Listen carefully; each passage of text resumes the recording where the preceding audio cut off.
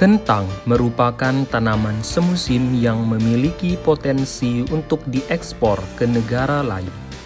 Tanaman ini termasuk tanaman pangan utama keempat dunia setelah padi, gandum, dan jagung. Salah satu jenis kentang yang banyak dibudidayakan di Indonesia yaitu kentang varietas granola yang biasanya dimanfaatkan sebagai kentang sayur. Kentang varietas granola memiliki kualitas mutu yang unggul karena produktivitasnya dapat mencapai 30 hingga 35 ton per hektar. Selain itu, granola tahan terhadap serangan penyakit dan dapat dipanen dalam waktu 80 hari dan sering dijadikan sebagai sayur maupun bahan baku industri. Menurut Dinas Pertanian Tanaman Pangan Provinsi Sumatera Utara tahun 2001, kentang Solanum tuberosum L dinyatakan sebagai komoditas hortikultura unggulan yang memiliki keunggulan komparatif.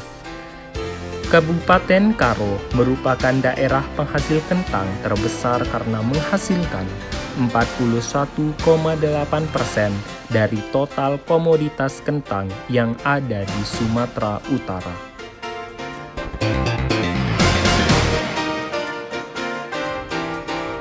Melalui kegiatan praktik kerja lapangan PKL, diharapkan mahasiswa mendapatkan gambaran yang nyata tentang kehidupan yang akan dijalani di tengah masyarakat dan dunia usaha.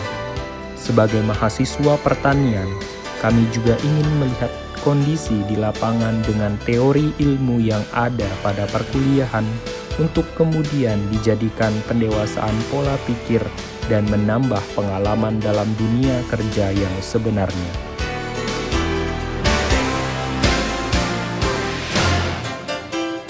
Praktik kerja lapangan PKL ini dilakukan di kantor Dinas Pertanian dan Peternakan Jalan Veteran nomor 24, Laucimba, Kabanjahe, Kabupaten Karo, Sumatera Utara, di Desa Sampun, Kecamatan Dolat Rakyat, yang dimulai dari tanggal 8 Juli 2021 hingga 7 Agustus 2021.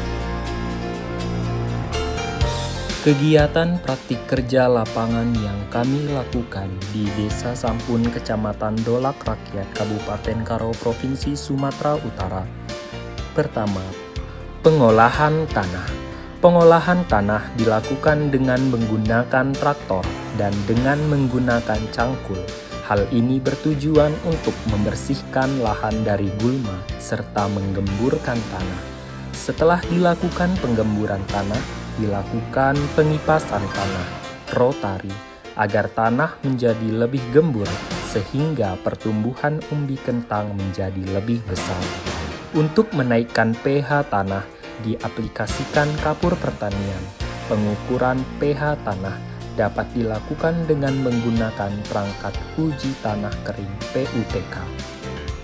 Pembuatan bedengan dengan salah satu proses pengolahan tanah dengan jarak antar baris bedengan 120 cm. Setelah dilakukan pembuatan bedengan, dilakukan proses pengomposan serta pemupukan dasar.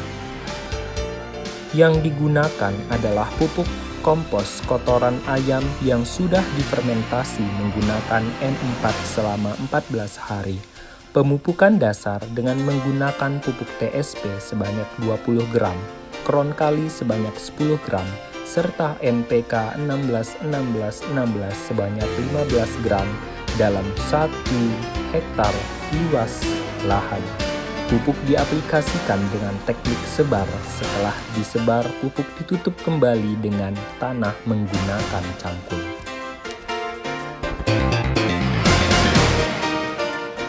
Penanaman. Dilakukan pembuatan lubang tanam dengan jarak antar lubang 40 cm dengan kedalaman lubang tanam 10 cm. Penanaman kentang dapat dilakukan dengan sistem baris ganda double row yang ditanam pada bedengan atau baris tunggal single row. Sistem tanam tanaman kentang dapat dilakukan dengan sistem tanam monokultur, yaitu kentang ditanam tidak dengan berbarengan dengan tanaman lainnya. Bibit kentang dimasukkan ke dalam lubang tanam yang sudah disiapkan dengan posisi tunas menghadap ke atas. Selanjutnya, bibit kentang ditimbun dengan tanah sehingga membentuk gelundungan.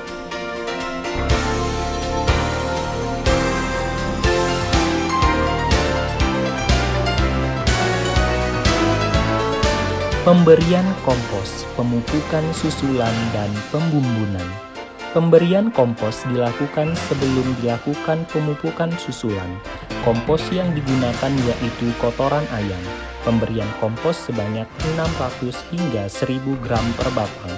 Pemupukan susulan adalah memberikan pupuk sebagai nutrisi tambahan sesuai kondisi pertumbuhan tanaman dengan tujuan menambah kebutuhan hara yang dibutuhkan untuk pertumbuhan dan perkembangan tanaman. Sedangkan pembumbunan adalah meninggikan gelundungan di lokasi pertanaman setelah dipupuk sehingga perakaran dan umbi kentang dapat tumbuh dengan optimal. Pupuk yang digunakan yaitu NPK sebanyak 20 gram per batang, Amapos atau paten kali butir sebanyak 20 gram per batang. Pemberian pupuk dilakukan dengan cara ditabur atau disebar melingkar pada tanaman kentang. Pemberian pupuk dilakukan pada umur 20 HST hari setelah tanam. Setelah dilakukan pemupukan tanah, dicangkul dan ditutup di antara gelundungan. Kemudian dinaikkan ke atas gelundungan untuk menutup pupuk agar pupuk tidak terbawa air di saat hujan turun.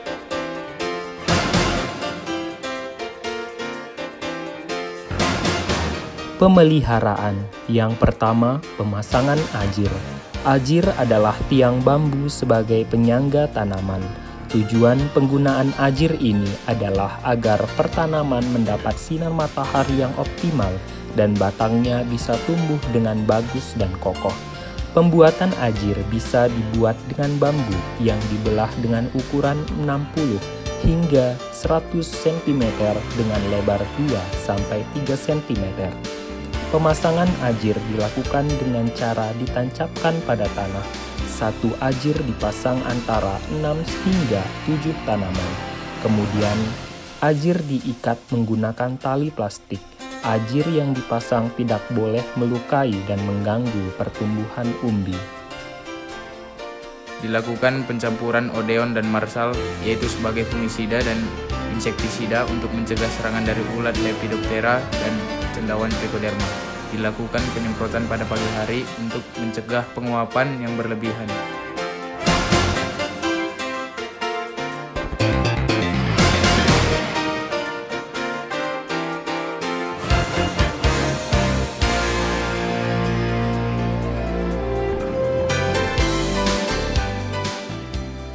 Panen. Tanaman kentang dipanen pada saat berumur 120 hari setelah tanam dengan ciri-ciri tanaman kentang siap panen yaitu daun dan batang sudah mengalami pengeringan. Kulit umbi telah melekat sempurna pada daging dan tidak mudah terkelupas saat ditekan. Waktu memanen sangat dianjurkan, dilakukan pada waktu pagi atau sore dan dilakukan pada saat cuaca sedang cerah. Adapun prosedur pelaksanaan pemanenan pada tanaman kentang adalah sebagai berikut. Sebelum panen, sangat dianjurkan untuk melakukan pemangkasan tanaman kentang. Kemudian pembongkaran gelundungan dilakukan dengan cara menggali tanah dengan tangan di sekitar umbi. Hal ini bertujuan supaya umbi tidak rusak. Lalu umbi dikeluarkan dari dalam tanah dan diletakkan di luar tanah agar berjemur matahari.